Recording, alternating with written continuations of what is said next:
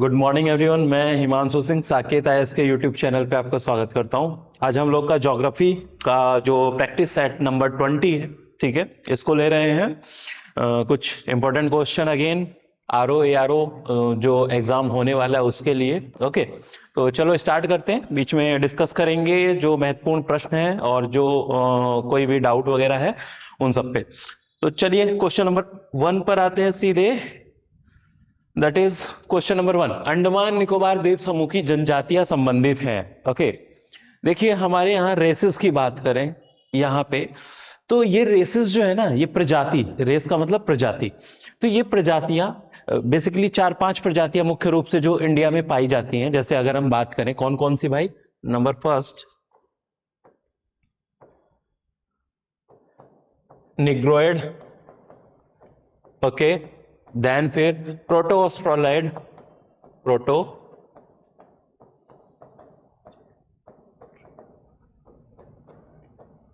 ठीक है। Number third हो जाएगा आपका मेडिटेरेनियन,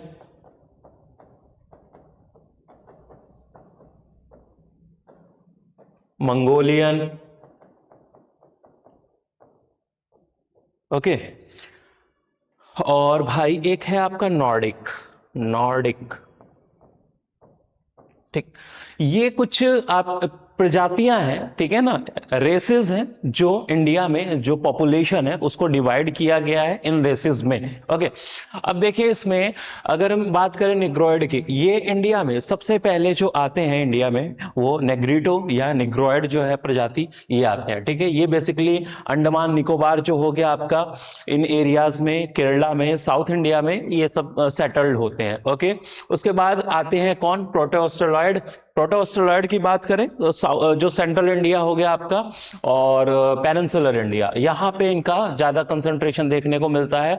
बेसिकली अगर हम बात करें जो भारत की महत्वपूर्ण जनजातियां हैं, जैसे गोंड हुआ, भील हुआ, मुंडा, संथाल, चेंचू, ठीक है, ये जो जनजातियां हैं वो इसी रेसिस से जुड़ी हुई हैं, ठीक है ना, प्रोटो ऑस्ट्रोलॉइड से, तो इसी प्रजाति से वो जुड़ी हुई है। ओके, मेडिटेरेनियन की बात करें, ये मेडिटेरेनियन जो है ये आते हैं बेसिकली कहां से भाई, ये जो साउथ वेस्ट एशियन कंट्रीज है वहां से ये इंडिया में एंट्री लेते हैं। ओके, और यहाँ पे बेसिकली इनकी बात करें तो सेंट्रल इंडिया में इनका जो डेंसिटी है, पॉपुलेशन है, वो यहाँ पे रहती है। मंगोलियन की बात करें अगर हम, मंगोलॉइड जो है, मंगोलॉइड में बेसिकली हमारा जो हिमालयन रीजन है, नॉर्थ ईस्ट इंडिया है, उत्तर पूर्वी भारत जो हो गया, उन एरियाज में ये लोग रहते हैं, ठीक है। तो बेसिकली चाइना, मंगोलिया, इस तरफ की जो रेसेस हैं उनका ये समूह है, ठीक है, जो इंडिया में आके बसे। ओके, धीरे धीरे इनका इमिग्रेशन होता है इंडिया में। तो ये क्रम के अनुसार मैंने बताया आपको कि पहले कौन आया उसके बाद कौन आया, ठीक है। एंड नॉर्डिक, नॉर्डिक में बात करें हम लोग तो जो यूरोपियन कंट्रीज हैं वहां से अगर हम देखें नॉर्डिक बेसिकली, तो ये बेसिकली इनका जो हैबिटेट है या कंसंट्रेशन है वो राजस्थान, पंजाब, ठीक है ना, इन सब, हरियाणा, इन सब रीजन में देखने को मिलता है। ओके, तो अब इसमें देखें जो निग्रोइड हैं, ये अगर हम देखें क्वेश्चन में क्या पूछा, अंडमान निकोबार द्वीप समूह की जनजातियां, तो सबसे पहले जो आए थे वो निग्रोइड आए थे। ओके, ये निग्रोइड प्रजाति, तो इसी से ये रिलेटेड है। बाकी के बारे में मैंने बताया, आप इनको ध्यान रखिएगा कौन कौन से। बाकी सबसे इंपॉर्टेंट आपकी प्रोटो ऑस्ट्रोलॉइड है, जो बेसिकली हमारे यहाँ जो प्रमुख जनजातियां वो इसी ग्रुप से रिलेटेड है। ओके, तो चले आगे भाई हम लोग क्वेश्चन नंबर 2 पे। चिनूक को अन्य और किस नाम से जाना जाता है? देखिए चिनूक है क्या, आप लोग पढ़े होंगे पवन वाला चैप्टर विंड्स। ओके, तो उसमें आपने देखा होगा विंड्स की टाइप्स, तो उसमें एक ग्लोबल विंड्स होता है, ठीक है, और आपका एक होता है मौसमी पवने, ठीक है, जो चेंज होती है डायरेक्शन। एक होता है लोकल विंड्स, होता है जो स्थानीय स्तर पे पाई जाती है, ठीक है ना, उनको लोकल भाषा में अलग अलग नामों से जाना जाता है। जैसे हमारे यहाँ भी एक इसी तरीके की लोकल विंड है जो हॉट एंड ड्राई है, उसको लू के नाम से जानते हैं, ठीक है। ऐसे ही विश्व में अलग अलग देशों पे अलग अलग रीजन में ये ऐसी लोकल विंड्स है, ठीक है ना, कुछ ठंडी, गर्म, ऐसे इनको उन्हीं नामों से फिर वहां के रीजनल लैंग्वेज के नाम से जाना जाता है, ठीक। तो चिनूक की बात करते हैं हम लोग। चिनूक देखिए जो आपका नॉर्थ अमेरिका है ना, ओके, इस रीजन में अगर हम देखें यहां पे, तो यहां रॉकीज माउंटेन जो है, ठीक है, ये बेसिकली देखिए विंटर्स टाइम में होता क्या है, ये हमारा पृथ्वी है, ये 0 डिग्री, ये लगभग 30 डिग्री, यहां पे 65 और यहां पे 90 डिग्री। देखिए विंटर्स टाइम में क्या होता है, जो सूर्य का दक्षिणायन होता है ना, तो ये जो ऊपर प्रेशर बेल्ट है ना, प्रेशर बेल्ट भी नीचे की ओर शिफ्ट हो जाती है। ठीक है, ये प्रेशर बेल्ट उसी टेम्परेचर की वजह से बनी है। जब सूर्य का उत्तरायण रहता है, यानी जब नॉर्दर्न हेमिस्फीयर में सन जो होता है, यानी उसकी परपेंडिकुलर जो रेज है वो कहां पड़ रही है, कर्क रेखा के आसपास पड़ती है। तो ऐसे में क्या होता है, ये प्रेशर बेल्ट जो होती है ना, हाई टेम्परेचर की वजह से ऊपर थोड़ा थोड़ा शिफ्ट कर जाती है, और विंटर्स का टाइम में ये साउथवर्ड शिफ्ट कर जाती है। तो यहां पे इस रीजन में अगर हम बात करें 30 से 35 वाले में, यहां से एक विंड ऊपर की ओर जो चलती है, ये हाई प्रेशर है, यहां पे उपोष्णकटिबंधीय उच्च वायु दाब की पेटी जिसको कहते हैं हम लोग, और ये सब पोलर रीजन लो प्रेशर वाले एरिया की ओर चलती है। इस विंड को हम किस नाम से जानते हैं, इसको कहते हैं हम लोग पछुआ पवन, वेस्टर्लीज नाम सुना होगा आपने, पछुआ पवन होगा। ओके, और विंटर्स टाइम में क्या होता है, जब ये प्रेशर बेल्ट थोड़ा नीचे आ जाता है ना, तो प्रेशर बेल्ट नीचे खिसकने की वजह से अब क्या होता है, वो इस रीजन को भी इंफ्लुएंस करता है। अमेरिका की बात करें तो यहां पे अगर हम देखें तो इधर से जो ये पछुआ पवनें चलती है ना इस रीजन में, तो यहां रॉकी माउंटेन है, रॉकी पर्वत, कौन सा पर्वत, रॉकी। ओके, और ये रॉकी पर्वत के इस तरीके से अगर हम देखें, इनके पश्चिमी ढालों से ऐसे ये चढ़ती हैं। ठीक है, यहां पे चूंकि इनके पास थोड़ी नमी होती है, तो यहां पे क्लाउड फॉर्मेशन, कंडेंसेशन होगा और प्रिसिपिटेशन होता है पश्चिमी ढालों पे, यानी इस तरफ वर्षा होगी। और इसके बाद ये हवाएं क्या होती हैं, ड्राई हो जाती हैं, नमी इनकी खत्म हो जाती है, और ये भारी होने की वजह से नीचे उतरती है। और जब नीचे उतरती है तो यहां पे इसके इन ढालों से होते हुए जब नीचे उतरती है, तो इसका टेम्परेचर धीरे धीरे इंक्रीज करने लगता है, और ये गर्म और शुष्क बन जाती है। ठीक है ना, ड्राई तो पहले से ही थी, और इसका टेम्परेचर भी इंक्रीज कर जाता है। और यही गर्म और शुष्क एयर, यानी हॉट एंड ड्राई एयर जो है, ये जब इन मैदानों में, कौन से मैदान है ये, प्रेयरी मैदान, ओके, जो कि शीतोष्ण कटिबंधीय मैदानों में आते हैं। ठीक है ना, घास भूमियों में आते हैं। तो इन मैदानों में जब पहुंचते हैं, अब विंटर्स के टाइम में इन मैदानों की हालत क्या होती है भाई, क्योंकि पोलर विंड जो इधर से ये आती है ना, कनाडा से होते हुए क्रॉस करते हुए, तो ये क्या करती है ना, इस मैदानी एरिया को, जो ग्रेट बेसिन है इसका और नॉर्थ अमेरिका का, उसको ये फ्रीज कर देती है, जमा देती है। वहां ठंडी पौने, जैसे जिसे हम लोग नॉर्मली पाला के नाम से जानते हैं। ठीक है ना, तो ऐसे में यहाँ पे एग्रीकल्चर करना टफ हो जाता है। और ऐसे में क्या काम करता है, ये जो हवा है ना, जो इन पहाड़ी ढालों से, रॉकी से पूर्वी लीबॉर्ड साइड से नीचे उतर रही है, तो ये हॉट एंड ड्राई है। तो इस जब घास के मैदानों, यानी इस बेसिन एरिया में जब ये पहुंचती है, तो यहां की बर्फ को पिघला देती है। ठीक है, जिसकी वजह से अगेन वो एरिया जो होता है एग्रीकल्चर के लिए एक फेवरेबल कंडीशंस डेवलप कर देता है। ठीक है, तो ये जो कंडीशन है, इसी वजह से हम लोग क्या कहते हैं, चिनूक। इस एयर का नाम क्या है, जो ये रॉकी से उतर रही, इसी का नाम है चिनूक। और इसको चूंकि ये हिम को पिघला देती, बर्फ को पिघला देती, इसलिए इसको स्नो ईटर के नाम से भी जाना जाता है, हिमभक्षी या हिमभक्षिणी।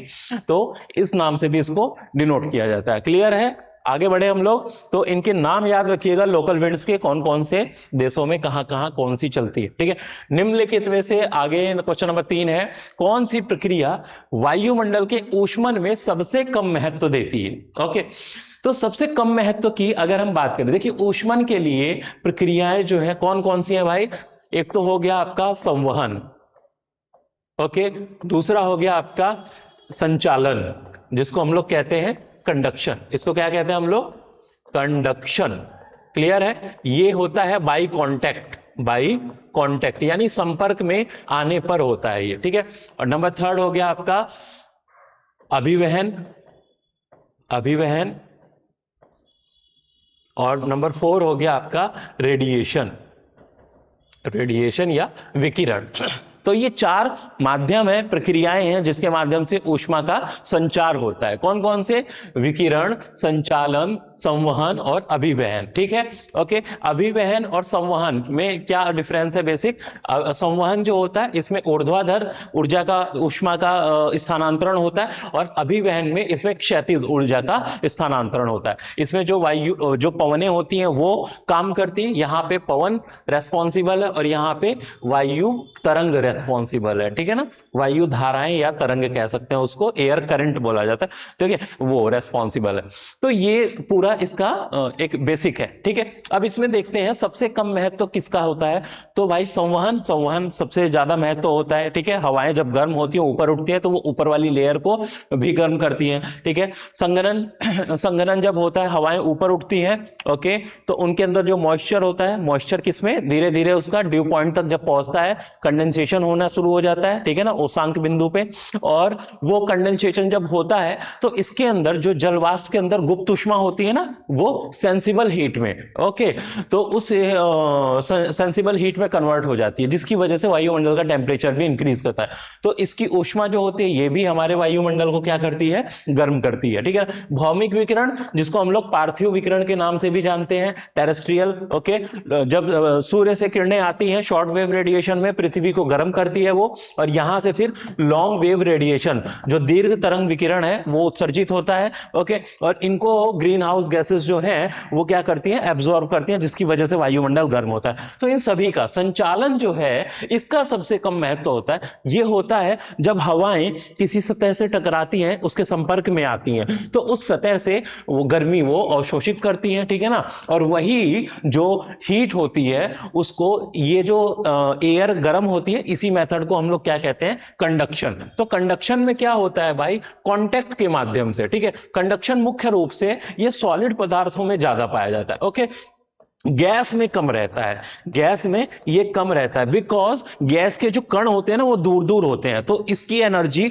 दूसरे वाले कण को वो इजीली नहीं दे पाता, ठीक है ना, तो इसलिए। जबकि ठोस में क्या होता है, ठोस भाई ये है, अगर हम यहां से इसको गर्म करें, मान लो यहां पे मैंने कोई फ्लेम लगाया, ये गर्म, तो ये धीरे धीरे ये लोहे की रोड जो है ये आगे तक गर्म होती जाएगी, किसकी वजह से, इसी कंडक्शन की वजह से, क्लियर है। तो इसमें सबसे कम जो, चूंकि वायुमंडल है, गैसेस होंगे उसमें, तो सबसे कम किससे होता है भाई, इस संचालन प्रक्रिया से उष्मन होता है हमारे वायुमंडल में, ओके, जिसको हम लोग इंग्लिश में क्या कहते हैं, कंडक्शन कहते हैं। तो ये मेथड्स याद रखिएगा, बहुत महत्वपूर्ण है। ओके, आगे बढ़े हम लोग, क्वेश्चन नंबर 4, किस प्रकार के प्रदूषण से बचाव के लिए ग्रीन मफलर, ये एनवायरमेंट इकोलॉजी का एक प्रश्न है, ग्रीन मफलर का उपयोग किया जाता है। What is green muffler? Green muffler देखिए, एक ये ऐसी मेथड है, ठीक है ना, जो एक अभी हम बताते हैं किस प्रदूषण के लिए, तो ये कंट्रोल करने का काम करता है। तो ग्रीन मफलर से, मफलर से क्या लग रहा होगा आपको, ये वायु हो सकता है, जल तो होगा नहीं, मृदा नहीं हो सकता, ठीक है। तो जनरली मफलर वगैरह यूज कर रहे हैं हम कि एक सोच सकते हैं कि यार एयर पॉल्यूटेड है तो हम मफलर बांध लिया ताकि इनहेल ना कर पाएंगे, तो नहीं, ऐसा कुछ बात नहीं है, ओके। ग्रीन मफलर बेसिकली आपने देखा होगा, जैसे हाईवे वगैरह पे जाते हैं, ओके, या नॉर्मली अब शहरों में भी, तो दो सड़कों के बीच में जो डिवाइडर होता है, उन डिवाइडरों पे क्या लगाए जाते हैं आजकल, पेड़ लगाए जा रहे हैं, ठीक है, ओके। ये बेसिकली किसके लिए लगाए जा रहे हैं, ताकि सड़कें सुंदर लगे? नहीं, ऐसा नहीं है। वो क्या होता है कि बेसिकली ये जो ट्रीज लगाए जा रहे हैं, प्लांटेशन किया जा रहा है ना, ये प्लांटेशन करने का मेन पर्पस है कि जो सड़क पे होने वाला जो नॉइज पॉल्यूशन है ना, ध्वनि है, ध्वनि प्रदूषण है, इस प्रदूषण को ये क्या करें, ये एब्जॉर्ब कर ले, ठीक है ना, इसको रिहायशी इलाकों तक फैलने ना दें, ठीक है। तो आसपास के एरिया में जाने से उनको रोक दें। तो इसलिए क्या किया जाता है, इन पेड़ों को, प्लांटेशंस को सड़कों के किनारे, इंडस्ट्रीज के आसपास के क्षेत्रों में लगाया जाता है, ताकि वहां के शोर को बाहर तक रोका जा सके जाने से, ओके। तो इसके लिए हम लोग इसका यूज करते हैं, इस मेथड का, इसको किस नाम से जानते हैं, ग्रीन मफलर के नाम से जानते हैं। तो किसके लिए है भाई, ये ध्वनि प्रदूषण। इसका इमेज देख सकते हैं आप, देखिए ये सड़क बीच में गई है, चारों ओर पेड़ लगे हुए हैं इधर दोनों तरफ इसके, तो यही सारी चीजें क्या कहलाती हैं, आपकी ग्रीन मफलर कहलाती हैं। क्लियर है? आई होप आपको ये समझ में आया होगा। क्लियर भाई?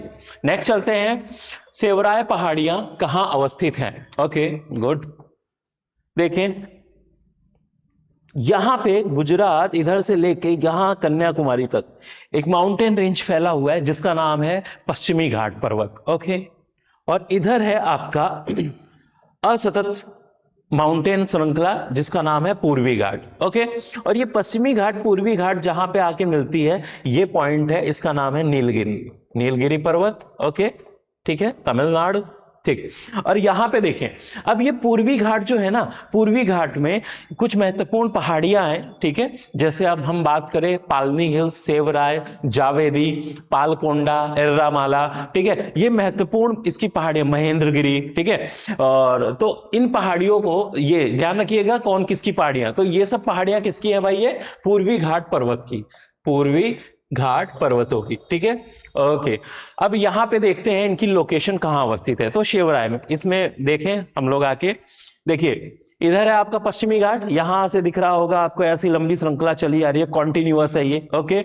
यहाँ पे देखिए अजंता, बालघाट रेंज, हरिश्चंद्र रेंज, फिर यहाँ पे बाबा बुदन हिल्स, ये कर्नाटका वाला, नीलगिरी हो गया ये तमिलनाडु, और आपका ये पूर्वी और पश्चिमी घाट का जंक्शन भी माना जाता है इसको। अनाईमलाई हिल्स, अनाईमुड़ी इसकी हाईएस्ट पीक हो गई, ओके। और अगस्त्यामलाई, कार्डमम हिल्स, ओके। और सबसे नीचे यहाँ पे नागरकोयल हिल्स भी है, ओके। कौन सा, नागरकोयल, सबसे सदर्न मोस्ट आपका माउंटेन है वो, ओके। फिर इसके बाद हम पूर्वी घाट में इधर आए तो यहां पे देखें पंचमलाई हिल्स, पालनी हिल्स, ओके। पालनी यहां पे वेस्टर्न घाट का जो ये आपका अन्नामलाई है उसके नॉर्थ वेस्ट, नॉर्थ ईस्ट में पड़ेगा, ठीक है। यहां पे देखो Shevaroy hills, okay, Javedi hills, ये सब तमिलनाडु वाले एरिया है, ठीक है। और फिर यहाँ पे नागरी हिल्स, पालकोंडा, हम आ गए आंध्र प्रदेश में, नल्लामाला, ठीक है, वेलिकोंडा, ये सब आंध्र प्रदेश के हो जाएंगे, क्लियर है। आगे ऊपर देखे रामपा हिल्स, ठीक है, और महेंद्रगिरी इंपॉर्टेंट माउंटेन है, ओडिशा, ठीक है ना। तो ये सारे जो है आपको माउंटेन्स याद रखने हैं, कौन कहां पे है, पहला पॉइंट। दूसरा पॉइंट है इनका उत्तर से दक्षिण की ओर क्रम भी याद रखना है, क्लियर है। कई बार एग्जाम में पूछा गया है, ठीक है, कि नल्लामाला हिल्स, पालकोंडा हिल्स, जावेदी, शेवराय, पालनी, इनको अरेंज करो नॉर्थ टू साउथ या साउथ टू नॉर्थ, ठीक है। तो आपको ये भी अरेंजमेंट इनका ध्यान रखना है, क्लियर भाई। आगे बढ़े तो ये क्या हो गया आपका, कहां पर है भाई, शेवराय हिल्स आपके तमिलनाडु एरिया में, क्लियर। आगे नेक्स्ट क्वेश्चन, क्वेश्चन नंबर 6, निम्नलिखित कथनों में से कौन एक सही नहीं है, ओके। चले देखें क्या है, पश्चिमी घाट उत्तरी क्षेत्र में अपेक्षाकृत अधिक ऊंचाई पर, अच्छा जी, ओके, चलो ठीक है। पश्चिमी घाट अनाईमुड़ी सबसे ऊंची चोटी है, ठीक। ताप्ती नदी सतपुड़ा के दक्षिण में है, नर्मदा नदी तथा ताप्ती नदी घाटियां पुरानी रिफ्ट घाटियां मानी जाती है, ओके। अब इनमें देखना है कौन गलत है, ओके। देखें, नर्मदा नदी तथा ताप्ती नदी घाटियां पुरानी रिफ्ट घाटियां मानी जाती हैं, ठीक है। आपको पता होगा कि जो सतपुड़ा है और विंध्य है, इनके बीच में जो रिफ्ट वैली है उसमें से आपकी नर्मदा नदी बहती है, ठीक है। ये रिफ्ट घाटी ये पुरानी है आपकी, ओके। और हम बात करें सतपुड़ा और नीचे आएंगे तो वहां पे भी रिफ्ट वैली है, जिसके आपका क्या बहती है, कौन सी नदी, ताप्ती नदी बहती है, ठीक है ना, ओके। सूरत इसी के नदी के तट पर है, तो ओके। तो ये जो नदियां हैं ये पुरानी रिफ्ट वैली है, ब्रंश घाटियां हैं, ओके। और उन्हीं से कि ये नदियां प्रवाहित होती है, तो इंपॉर्टेंट पॉइंट है, ध्यान रखिएगा, ओके। ताप्ती नदी सतपुड़ा के दक्षिण में, सतपुड़ा के अभी मैंने बताया सतपुड़ा के दक्षिण में प्रवाहित होती है, बिल्कुल सही बात है ये। पश्चिमी घाट अनाईमुड़ी, पश्चिमी घाट की सबसे ऊंची चोटी कौन है, अनाईमुड़ी, ओके। अनाईमुड़ी सबसे ऊंची चोटी है और ये हाईएस्ट पीक है अन्नामलाई रेंज की, ओके।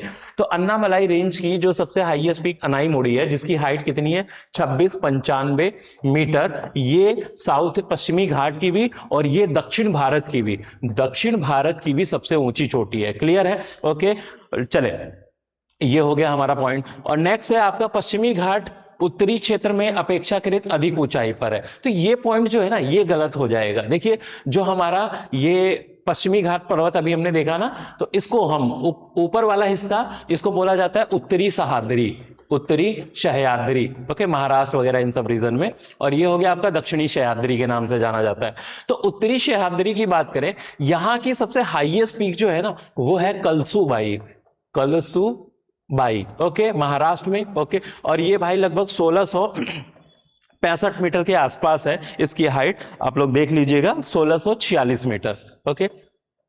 हाइट जानने की जरूरत नहीं है, बस ये कंपैरिजन करने के लिए लिखा रहा हूं, तो इतना देखें। कलसूबाई कितनी मीटर हाइट है, 1646 मीटर इसकी ऊंचाई, क्लियर, ओके। जबकि दक्षिण की ओर हम आते हैं तो देखिए अनाईमुड़ी कितना है, 2695। नीलगिरी, यहां पे जो नीलगिरी है इसकी हाईएस्ट पीक कौन सी है भाई, दोदा बेटा, ओके। और इसकी हाइट की बात करें अगर हम लोग तो 2637 मीटर, ठीक है ना। तो ये देख रहे हैं साउथ की तरफ हाईएस्ट पीक है, नॉर्थ की तरफ नहीं, तो ये वाला ऑप्शन क्या हो जाएगा आपका, गलत हो जाएगा। तो छठे का आंसर क्या हो गया, ए, ओके। आगे बढ़े, चले। अंडमान और निकोबार समूह का सर्वोच्च शिखर सैडल पीक स्थित है? ओके, तो देखिए अंडमान निकोबार आइलैंड, ठीक है, जो कि अराकान योमा पर्वत श्रेणियां है ना इंडो बर्मा रीजन में, ओके, उन्हीं का विस्तार माना जाता है बंगाल की खाड़ी में। ओके, यही पहाड़ियां अराकान योमा रेंज जो है जब समुद्र सतह के बाहर आई तो वही आइलैंड के रूप में अंडमान निकोबार के नाम से ये बंगाल की खाड़ी में जानी जाती है। क्लियर है? ओके, इसमें अगर हम बात करें तो देखिए सैडल पीक, माउंट हैरियट, मैं इंपॉर्टेंट यहां की पीक्स लिख रहा हूं, और mount Thuillier.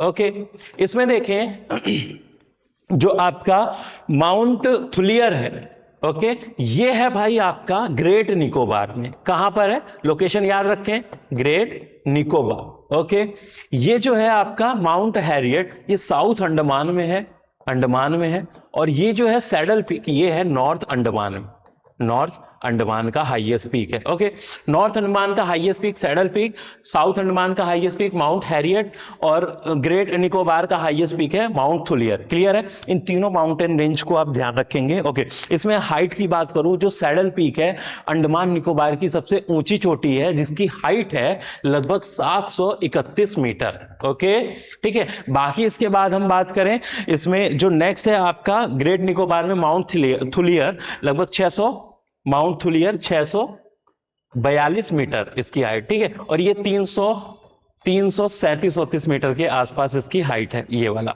Okay, mount Harriet की। क्लियर है? तो सबसे हाईएस्ट पीक कौन होगी? सैडल पीक, जो कि कहां पर है? नॉर्थ अंडमान में है। ओके, यही पूछा है ना इसमें, उत्तरी अंडमान में अवस्थित है। क्लियर भाई? आगे बढ़े, चले। मृदा प्रदूषण, कथन कारण वाले क्वेश्चन है ये। मृदा प्रदूषण औद्योगिक प्रदूषण की अपेक्षा अधिक खतरनाक होता है, क्योंकि कारण क्या है भाई? उर्वरक तथा कीटनाशक भोजन की श्रृंखला में, या खाद्य श्रृंखला कह सकते हैं इसको हम लोग, खाद्य श्रृंखला में प्रवेश करते हैं। ओके, तो बिल्कुल सही बात है। देखिए मृदा प्रदूषण जो है, सॉइल पॉल्यूशन जो है, इसमें बहुत सारे ऐसे फंक्शंस हैं, एक्टिविटीज हैं, ह्यूमन एक्टिविटीज हैं, नेचुरल एक्टिविटीज हैं, जिसकी वजह से सॉइल में कुछ टॉक्सिक मटेरियल्स इंक्लूड हो जाते हैं। क्लियर है? अब ऐसे टॉक्सिक मटेरियल्स क्या होते हैं? प्लांट्स के माध्यम से, ठीक है, वेजिटेशंस, जो वेजिटेबल्स हैं और अदर प्लांट्स हैं, ठीक है, या फिर जो ग्रासेस हैं, ठीक है, इनके अंदर ये एंट्री ले लेते हैं, ठीक है ना, और जब फिर इनको अदर एनिमल्स खाते हैं, या फिर उन सब्जियों को, वेजिटेबल्स को हम लोग कंज्यूम कर रहे हैं, तो ये हमारे बॉडी में प्रवेश कर जाता है। ठीक है, तो अगर हम खाद्य श्रृंखला में देखें तो बायो मैग्निफिकेशन इनका होता जाता है, ऊपर धीरे धीरे क्या होता है? मैग्नीफाई होता जाएगा, इनका कंसंट्रेशन टॉक्सिक लेवल का बढ़ता जाता है, ठीक है ना, हमारी खाद्य श्रृंखला में, जो कि बहुत खतरनाक होता है। तो मृदा प्रदूषण ये एक खतरनाक चीज है, जो कि उर्वरक तथा कीटनाशक भोजन की श्रृंखला में प्रवेश करते हैं, उनके माध्यम से ये हो जाता है। ठीक है, तो ये कथन भी इसका सही है और कारण भी सही है, ठीक है ना। फर्टिलाइजर, इसीलिए हम लोग आजकल किस पे यूज कर रहे हैं? हम लोग जो नेचुरल फार्मिंग होती है, ठीक है, ऑर्गेनिक फार्मिंग है, उस पे प्रमोट कर रहे हैं, उसको प्रमोट कर रहे हैं, ताकि हम फर्टिलाइजर को, पेस्टिसाइड्स का यूज कम कर पाएं। ओके, केमिकल होते हैं इसमें भाई, ठीक है, ये धीरे धीरे बायो मैग्निफिकेशन करके, जैव संवर्धन करके उन टॉक्सिक मटेरियल को खाद्य श्रृंखला के ऊपरी स्तर में ये संचित करते जाते हैं। ठीक है, तो इसलिए हम लोग ऐसे माध्यमों का, ऐसी कृषि प्रक्रिया का प्रयोग कर रहे हैं जहां पे इन केमिकल्स का यूज ना किया जाए, नेचुरल चीजों का यूज किया जाए, वर्मी कंपोस्ट, नेचुरल ऑर्गेनिक जो आपके फर्टिलाइजर होते हैं, खाद होते हैं, उन सब का यूज किया जाए। ठीक है, तो ये कथन कारण दोनों सही है और व्याख्या भी करता है। ओके, ठीक। लावा के ठोस होने के फलस्वरूप पृथ्वी के अंदर निर्मित चट्टानों को कहते हैं। देखिए जो हमारे पृथ्वी है ये, ओके, इसमें ऊपर हो गया क्रस्ट, नीचे हो गया आपका मेंटल, इसके नीचे हो गया कोर, और मेंटल का अपर पार्ट आपको पता है ये सेमी लिक्विड नेचर का है। ओके, तो थोड़ा प्रत्यास्थ टाइप का, हल्का पिघला हल्का ठोस। ओके, अब ऐसे में ये जो होता है ये मैग्मा सप्लाई का काम करता है, it is a magma chamber. Okay, और यही मैग्मा चैम्बर जो है, जब इन क्रस्ट से होता हुआ, इन क्रस्ट में जो दरारें होती है ना, ये क्रस्ट है हमारी, ओके, और इसमें जो दरार होती है, इन दरारों के माध्यम से क्या होता है, ये ऊपर सतह पे जाता है, क्योंकि नीचे दबाव ज्यादा है, उस प्रेशर की वजह से ये ऊपर की ओर जाता है, पिघला हुआ मैग्मा। ओके, और अगर ये अब कंडीशन देखिए, अगर इसको सतह के ऊपर कोई दरार नहीं मिलती है या कहीं पे इसको गैप नहीं मिलता है तो क्या होता है, ये इन्हीं दरारों के बीच में फंस के ठंडा हो जाता है, ठीक है ना, उन्हीं दरारों के बीच में ट्रैप हो जाता है और धीरे धीरे कूल होके वो ठंडा होने लगता है। और इस प्रकार ठंडा होने से बनी हुई जो चट्टानें होती हैं उसको क्या कहते हैं भाई हम लोग, प्लूटोनिक रॉक्स कहते हैं, प्लूटोनिक चट्टान कहते हैं। क्लियर है? ओके। या फिर इनको दूसरा इस नाम से भी जाता है, अभ्यांतरिक आग्नेय चट्टान भी कहा जाता है, आग्नेय चट्टान भी कहा जाता है। क्लियर है? या इसको इंग्लिश में कहें तो intrusive igneous igneous rocks. Clear है भाई? ओके। तो ये जो है प्लूटोनिक चट्टानें कहलाती है। इसके एग्जांपल अगर मैं देना चाहूं कौन कौन हो जाएगा, सिल हो गया, डाइक हो गया, ओके, बैथोलिथ हो गया, बैथोलिथ, इनके शेप पहले मैंने बताए हैं, याद रखिएगा कैसे कैसे किसका शेप होता है, शेप के अकॉर्डिंग इनके नाम दिए गए हैं। बैथोलिथ हो गया, फैकोलिथ हो गया, लोपोलिथ हो गया, ठीक है ना। तो ये सब क्या है, किसके एग्जाम्पल है, ये उन्हीं इंट्रूसिव अभ्यांतरिक आग्नेय चट्टानों के एग्जाम्पल है और इनको किस नाम से जाना जाता है, प्लूटोनिक चट्टानों के नाम से जाना जाता है। क्लियर है? आगे बढ़े हम लोग। चलो नेक्स्ट क्वेश्चन नंबर 10 पे, निम्नलिखित में से कौन स्कैंडिनेवियन देशों के समूह में सम्मिलित नहीं है।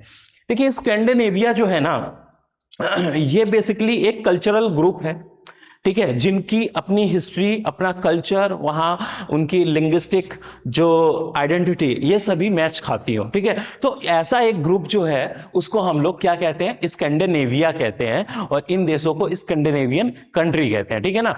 ओके। तो इसमें अगर हम बात करें कौन कौन से देश आते हैं, तो देखिए जो हमारा नॉर्थ यूरोप है, यहां पे अगर हम बात करें तो नॉर्वे, दूसरा हो गया आपका स्वीडन और हो गया आपका डेनमार्क। ओके, डेनमार्क, ठीक है। यहां पे ग्रीनलैंड जो है वो भी डेनमार्क का हिस्सा है। तो कौन कौन हो गया भाई, नॉर्वे हो गया, स्वीडन और डेनमार्क।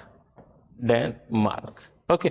ये तीन कंट्रीज जो होती हैं इनको हम लोग क्या कहते हैं, स्कैंडिनेवियन देश कहते हैं, डेनमार्क, नॉर्वे और स्वीडन। फिनलैंड इसके अंतर्गत शामिल नहीं किया जाता है। क्लियर है? इस पॉइंट को ध्यान रखेंगे। क्लियर? आगे बढ़े, नेक्स्ट क्वेश्चन। बेलियारिक, ये बेलियारिफ लिखा है, तो हमारे टाइपिस्ट हैं उन थोड़ा डेली मिस्टेक करते रहते हैं, आप लोग देखते ही होंगे, ठीक है ना। तो कुछ ना कुछ छोटा मोटा आता रहता है, ठीक। तो आई होप वो जल्दी इस चीज को सुधारें, ठीक है। बेलियारिक द्वीप की बात करते हैं, कहां स्थित है। देखिए जो भूमध्य सागर है ना, उसका पश्चिमी हिस्सा, यानी कि हम बात करें स्पेन के तट की, स्पेन का कौन सा तट भाई, इधर स्पेन हो गया और इसका जो पूर्वी तट है, पूर्वी तट पे देखें तो यहां पे भूमध्य सागर के अंदर एक छोटा सा एरिया जिसको हमने नाम दिया बेलियारिक सागर। क्या दिया? बेलियारिक सागर। इसका नाम ध्यान रखिएगा, सीधे क्वेश्चन पूछ लिया जाएगा ये किस महासागर का हिस्सा है। तो बेलियारिक सागर ये भूमध्य सागर का, इसके इधर पूरा भूमध्य सागर है, ठीक है ना, भूमध्य सागर, मेडिटेरेनियन सी। ओके। और उसी का ये पार्ट है और इसके अंदर इस तरीके से तीन आइलैंड बने हुए हैं, जिसमें माइनोरका, मेजोरका, ओके, इबिजा, IBIZA, इबिजा, ये तीन आपके क्या है, आइलैंड है। ओके। और इन तीनों आइलैंड का जो ग्रुप है इसको हम लोग किस नाम से जानते हैं, बेलियारिक द्वीप समूह के नाम से जाना जाता है, ठीक है। कौन कौन, Minorca island, Majorca island, okay, and Ibiza island, ठीक है। और ये आपका स्पेन के पूर्वी तट के आगे महासागर में, किस महासागर में, भूमध्य महासागर के किस पार्ट में, बेलियारिक सागर में अवस्थित है। क्लियर है भाई? इसका लोकेशन मैं दिखाना चाहूं, आंसर क्या हो गया आपका, भूमध्य सागर। इसकी लोकेशन चेक कर लीजिए आप लोग, ये देख रहे हैं स्पेन, मैड्रिड, यहां पे पुर्तगाल, नीचे आए यहां पे मोरक्को से इधर आती है एक जलधारा, क्या नाम है उस जल संधि का, जल्दी बताएं, मलक्का, ठीक है ना। और सॉरी जिब्राल्टर, मलक्का नहीं, यहाँ पे मोरक्को है ना, मोरक्को और स्पेन के बीच में मलक्का कहाँ पे है? ओके, ये अंडमान सागर की तरफ चलेंगे तो वहां पे मलक्का मिलेगा, जो कि साउथ चाइना सी को जोड़ रहा है। तो यहाँ पे हो गया भाई आपका जिब्राल्टर। आगे बढ़े, ये भूमध्य सागर की एंट्री हो गई, और यहाँ पे चले, ये वाला हिस्सा दिख रहा है आपको, ये कौन सा है? इसको कहते हैं हम लोग बेलियारिक, बेलियारिक सी, बेलियारिक सागर है ये, ठीक है, स्पेन के पूर्वी भाग में। और ये 3 आइलैंड दिख रहे होंगे, 1 2 3, ठीक है। इसका नाम है माइनोरका, इसका नाम है मेजोरका, और ये हो गया आपका इबिजा। ओके, तो ये पॉइंट ध्यान रखिएगा, कभी एग्जाम में दे दिया जाए। ओके, आगे बढ़े। नेक्स्ट क्वेश्चन नंबर 12, औद्योगिक मलबे से सर्वाधिक रासायनिक प्रदूषण होता है किस उद्योग? नीचे आपके उद्योग दिए गए हैं, ठीक है, और उनके जो वेस्ट मटेरियल होते हैं उनसे जो पॉल्यूशन होता है, तो इसमें पूछा है सबसे ज्यादा केमिकल पॉल्यूशन इसमें किसके माध्यम से होता है? तो देखें, इसमें जो सबसे ज्यादा हार्मफुल इंडस्ट्री है जो पॉल्यूशन के बेसिस पे अगर हम देखें तो वो है लेदर इंडस्ट्री, चमड़ा उद्योग, ठीक है। चमड़ा उद्योग, इसके अंदर जो वेस्ट वाटर होता है, ठीक है ना, उसमें हाई अमाउंट का टॉक्सिक मटेरियल होता है, ठीक है, और बाकी अदर मेटल्स होते हैं, ठीक है। और ये जब क्या होता है, बिना इसको ट्रीट किए, बिना इसको साफ किए, जब किसी अदर वाटर बॉडी के अंदर भेज दिया जाता है, ठीक है ना, तो उसमें क्या होता है, धीरे धीरे एक प्रक्रिया होती है, आपने सुना होगा यूट्रोफिकेशन, यूट्रोफिकेशन, ओके, ये प्रक्रिया, जिसके माध्यम से क्या होता है, इस जल राशि में, इस छोटे से, मान लो हो सकता है ये कोई तालाब हो, कोई झील हो, ओके, कोई नदी हो, तो यहां पे क्या होगा, धीरे धीरे इसमें यूट्रोफिकेशंस के माध्यम से जो एल्गी है, एल्गल ब्लूम होने लगता है, ठीक है, और बाकी बैक्टीरियाज ग्रो करने लगते हैं, ठीक है। और इसके माध्यम से क्या होता है, यूट्रोफिकेशन जब इंक्रीज करता है, होता है ये प्रक्रिया, तो बीओडी जो होता है, बायोलॉजिकल ऑक्सीजन डिमांड जो होती है वो बहुत इसमें बढ़ जाती है, ठीक है, इतनी ज्यादा बढ़ जाती है कि इसके अंदर जीव जो होते हैं वो सरवाइव नहीं कर पाते, ऑक्सीजन की कमी होने लगती है, ठीक है। तो ये सारी समस्याएं हो जाती हैं। साथ ही साथ इसके अंदर टॉक्सिक मटेरियल इंक्लूड हो जाते हैं, जो न केवल इस वाटर बॉडी के लिए बल्कि ये ग्राउंड वाटर को भी सप्लाई दे देता है उन सब चीजों की, ठीक है, जिसकी वजह से ये फिर ह्यूमन बॉडी तक पहुंच सकते हैं पीने के माध्यम से, ड्रिंकिंग वाटर के माध्यम से, ठीक है। तो ये चमड़ा उद्योग जो है ना, ये बड़ा ही टॉक्सिक है, ठीक है। तो इसमें औद्योगिक मलबे में सबसे ज्यादा प्रदूषण में ये, बल्कि कागज इनसे भी होता है, लेकिन अगर हम परसेंटेज देखें इसका ज्यादा है। ओके, लेदर इंडस्ट्री, ठीक, इसके लिए जैसे कानपुर और आगरा जैसे शहर हैं, इन सब के आसपास, ठीक है, बहुत पॉल्यूशन देखने को मिलेगा आपको। भारहीनता होती है, ठीक है। भारहीनता क्या होती है? भारहीनता कभी आपने अनुभव किया है? भारहीनता आप जनरली तब फील करते हैं जैसे वो जो झूला होता है ना, जो गोल गोल मेले में घूमता है, तो जब आप उस पर बैठे हैं और वो जब नीचे की ओर आता है ना, नीचे की ओर आ रहा है, तब आपको ऐसा फील होगा, ठीक है ना, बॉडी जो वेट लॉस का, ठीक है, या मतलब वहां पे आपको वेट अपना शून्य फील होने लगता है। या फिर जब किसी लिफ्ट में बैठे हैं, ठीक है, और लिफ्ट जब नीचे जा रही होती है तेजी से, तो उस स्थिति में, हालांकि उसमें आपको वेट थोड़ा महसूस होगा, लेकिन जस्ट इमेजिन आप किसी लिफ्ट में खड़े हैं और लिफ्ट जिस वायर से टंगा रहता है, ठीक है, अगर वो टूट जाए और वो बहुत तेजी से नीचे आए, तो ऐसी सिचुएशन में क्या होगा, आपको ये कंडीशन फील होएगी, ठीक है ना। तो ऐसा फील मत करना, दिक्कत हो जाएगा। भारहीनता होती है अब इसमें किसमें, गुरुत्वाकर्षण की स्थिति जब क्या हो जाती है, शून्य हो जाती है, ठीक है। तो यही कंडीशन क्या होती है, आपको वेट नहीं फील होने देगी, ठीक है। तो यही कंडीशन आपकी क्या कहलाती है, भारहीनता। ओके भाई, आगे बढ़े हम लोग। भूस्थैतिक स्थिति क्या है? ये है जियो स्टेशनरी, जियो स्टेशनरी। जियो स्टेशनरी क्या होता है? देखिए, यह पृथ्वी अपनी अक्ष के परितः घूमती है, ठीक है, लगभग 23 घंटे 56 मिनट, ठीक है ना, कुछ 52 सेकंड, कुछ अप्रोक्स में मान लो 24 आवर्स, ठीक है। ओके, पूरा 24 आवर्स नहीं होता है, ठीक, लेकिन मैं यहां पे लिख दे रहा हूं 24 आवर्स, इतने में घूम रहे। अब इसके सराउंडिंग में मान लो कोई एक सैटेलाइट है, कहां लॉक हो गया भाई, हाँ ये, अरे यहां पे एक सैटेलाइट है, क्लियर। वो सैटेलाइट भी ये एक अपना 24 घंटे में एक रोटेशन पूरा करा है, यानी इस पॉइंट की बात करूं पृथ्वी के ऊपर, तो ये पूरा एक चक्कर लगा के इस पॉइंट पे अगेन 24 घंटे में आ जाता है, क्लियर है। अगर मैं इसी पॉइंट पे, ये सामने यहां पे सैटेलाइट फिक्स कर रखा है हमने, मान लो यहां पे, तो ये भी एक चक्कर पूरा लगा के अपने इसी पॉइंट पर कितने आवर में आ रहा है, 24 आवर में। तो दोनों की जब रिलेटिव स्पीड क्या हो जाती है यहां पे, लगभग सेम है, ठीक है ना। तो इस कंडीशन में क्या होता है, इसी को हम लोग कहते हैं जियो स्टेशनरी, ठीक है ना।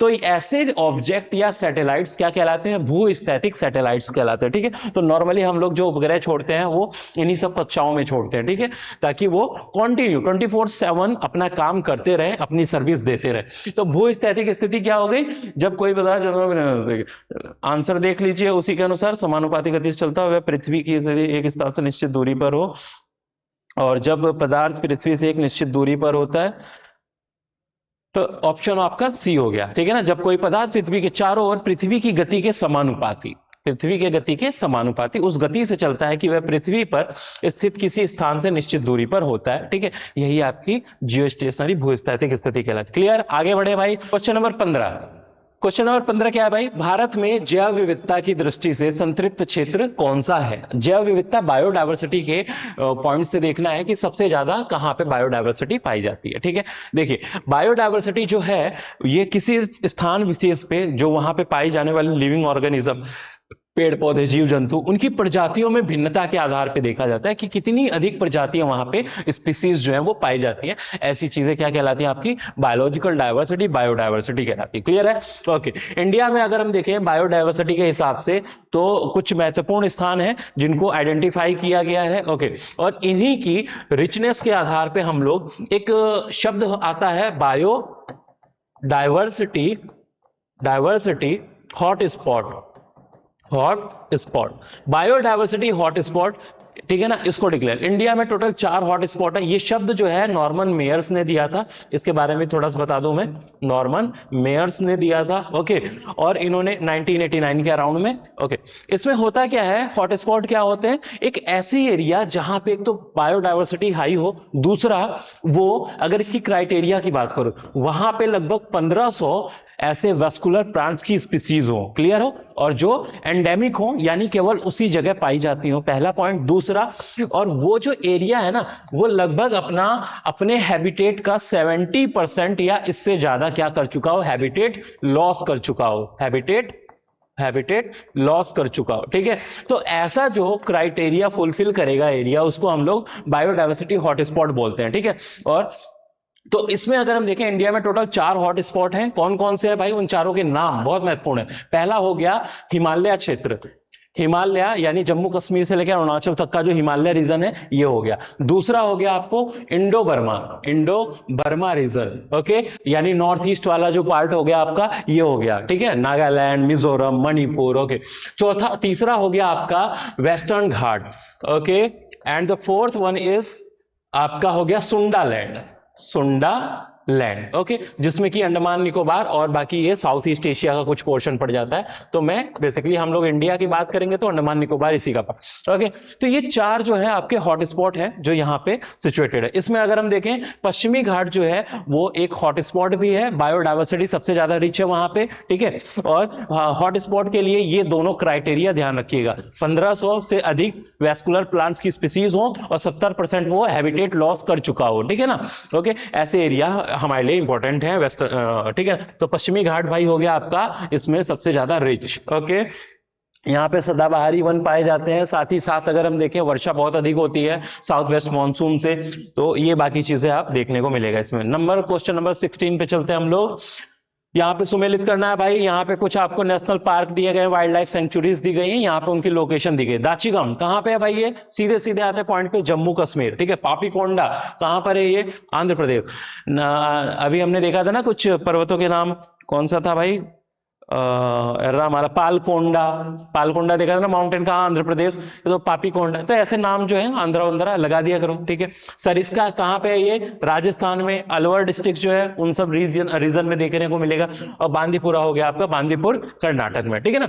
अच्छा, बांदीपुर जो है एक एरिया है जम्मू कश्मीर में, उससे कंफ्यूज मत होना, ये नेशनल पार्क की बात करें तो ये कहां पर है भाई, ये आपका कर्नाटका में, क्लियर है। इसको मैच कर लीजिएगा 2 1 3 4, that is 2134 option B is correct. Clear, आगे बढ़े। क्वेश्चन नंबर 70, निम्नलिखित में से किस पारिस्थितिकी तंत्र में पौधों का जैविक पदार्थ अधिकतम होता है? जैविक पदार्थ बोले तो ये जो ऑर्गेनिक मैटर है, ऑर्गेनिक मैटर, ओके, इसमें मैक्सिमम है। तो अगर हम देखें जो ऑर्गेनिक मैटर की बात कर रहे हैं, बेसिकली क्वेश्चन पूछ क्या रहा है, अगर इसको समझे तो ये उन एरियाज में ज्यादा होगा जहां बायोडाइवर्सिटी ज्यादा होंगी, जहां पे हाई रिचनेस होगी, ठीक है ना, सघन वन होंगे। तो और ये ऐसे कहां पे होंगे? तो उष्णकटिबंधीय वर्षा वन जो होते हैं इसके लिए जाने जाते हैं, ठीक है, जहां पे ऑर्गेनिक मैटर, ठीक है, प्लांट्स हुआ, वेरियस टाइप ऑफ प्लांट्स होते हैं, ठीक, और उसकी वजह से जो उनके जो ऑर्गेनिक मटेरियल्स होते हैं वो भी बनते हैं। तो उष्णकटिबंधीय वर्षा इसके लिए जाने जाते हैं। क्वेश्चन नंबर 17 का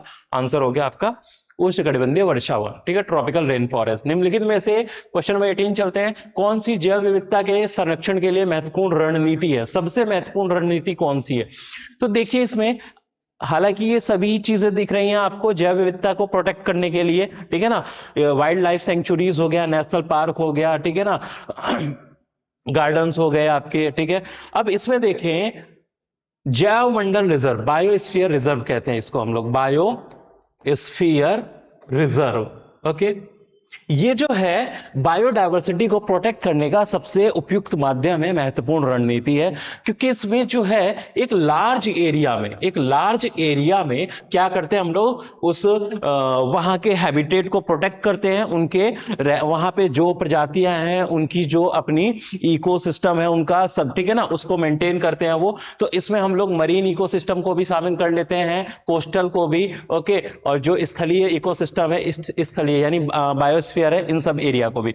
तो इसमें सभी क्षेत्र, लार्ज एरिया में इसको क्षेत्र को प्रोटेक्ट किया जाता है, पहली चीज। साथ ही साथ इसमें यहां पे रहने वाली, इस लार्जर एरिया में रहने वाली जो लोकल कम्युनिटी है ना, लोकल कम्युनिटी यानी जो समुदाय है, वहां के रहने वाले ट्राइबल ग्रुप्स हैं, इनका भी इन्वॉल्वमेंट इसमें बहुत महत्वपूर्ण है, ठीक है ना, क्योंकि इनके प्रोटेक्शन में इनका भागीदारी बहुत जरूरी है। ये इनको इन जंगलों के बारे में बहुत अधिक जानकारी है, उनकी जानकारी का यूज इनके प्रोटेक्शन के लिए किया जाता, ठीक है। तो ये बायोस्फीयर रिजर्व जो हो गया उसमें ये सभी चीजों को इंक्लूड किया जाता है। जबकि आगे अगर हम देखें तो इनमें कुछ कोर एरिया जो होते हैं उनको प्रोटेक्ट किया जाता है, बाकी तो ये सब इतने बड़े पैमाने पर नहीं होते। बायोस्फीयर रिजर्व जो हो गया वो एक बड़ा और महत्वपूर्ण रणनीति हो जाती है प्रोटेक्ट करने के लिए, किसको? बायोडायवर्सिटी को। क्लियर है, आगे बढ़े हम लोग। क्वेश्चन नंबर 19, भारतीय दलहन अनुसंधान संस्थान, इन संस्थानों को मैंने बताया पहले भी कि सभी संस्थान जो है ये देख लीजिए, इनकी लिस्ट पूरी बना के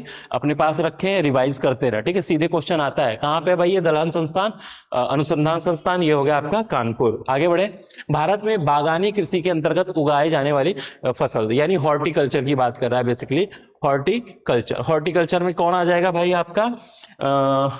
सूरजमुखी वगैरह तो है नहीं, ठीक है, ये हो गया आपका केला, सोयाबीन नहीं है, चाय, रबर, नारियल और कहवा, ठीक है। ये जो है आपका प्रोडक्ट, ये भारत में मुख्य फसलें हैं जो कि हॉर्टिकल्चर के अंतर्गत उगाई जाती हैं, ठीक है ना भाई। तो आगे ये थे आपके 20 क्वेश्चन, आपका आंसर की है, इसका स्क्रीनशॉट ले सकते हैं, ओके। चले तो मिलते हैं फिर हम लोग नेक्स्ट वीडियो में। आई होप आपको इसमें काफी कुछ चीजें मिली होंगी, इंफॉर्मेटिव, जो आपके एग्जाम के पॉइंट ऑफ व्यू से महत्वपूर्ण हो सकती हैं। क्लियर है, ओके। कोई डाउट हो, कंफ्यूजन हो तो आप कमेंट बॉक्स में डाल सकते हैं, ठीक है। तो मिलते हैं भाई नेक्स्ट वीडियो में, और हम लोग की जल्द ही 1-2 दिन के अंदर हिंदी की प्लेलिस्ट शुरू होने जा रही है। आपको पता है कि हिंदी बहुत महत्वपूर्ण है, 60 क्वेश्चन आते हैं भाई, 140 क्वेश्चन जीएस, 60 क्वेश्चन हिंदी। तो मेरिट में अगर आना है तो हिंदी तो अच्छी होनी चाहिए, और कम से कम हिंदी में 50+ मार्क्स आने जरूरी हैं। जरूरी मतलब इन द सेंस कि अगर मेरिट में आना है, कोई रिक्वायरमेंट नहीं है उनकी, लेकिन अगर आपको बीट करना है, कॉम्पीट करना है अदर कैंडिडेट से, तो आपको कितना लाना होगा? कम से कम 50 से 52 के ऊपर आपके हिंदी में सही होने चाहिए 60 क्वेश्चन में से, ओके। तो ये हम लोग हिंदी की प्लेलिस्ट स्टार्ट होने जा रही है, जिसमें हम उन सभी 6 टॉपिक्स को इंक्लूड करेंगे, ठीक है, जो कि आपके प्रीलिम्स में समीक्षा अधिकारी, सहायक समीक्षा अधिकारी के प्रीलिम्स में इंक्लूड किए गए। क्लियर है, ओके। तो उसमें आपकी प्रैक्टिस भी होगी, साथ साथ महत्वपूर्ण प्रश्नों को भी शामिल किया जाएगा, जिसकी संभावना। तो आई होप आप वो प्लेलिस्ट कंप्लीट कर लें, ठीक है ना, हिंदी की। तो आपका लगभग 50 प्लस से ऊपर नंबर श्योर रहे, ठीक है ना। तो हम लोग उस मटेरियल को लाने जा रहे हैं आपके सामने, ठीक है। तो आप कंटिन्यू बने रहें, प्रिपरेशन करते रहिए, अपना रिवीजन करते रहिए। बाकी मिलते हैं नेक्स्ट वीडियो में। क्लियर भाई? चलिए मिलते हैं। ओके।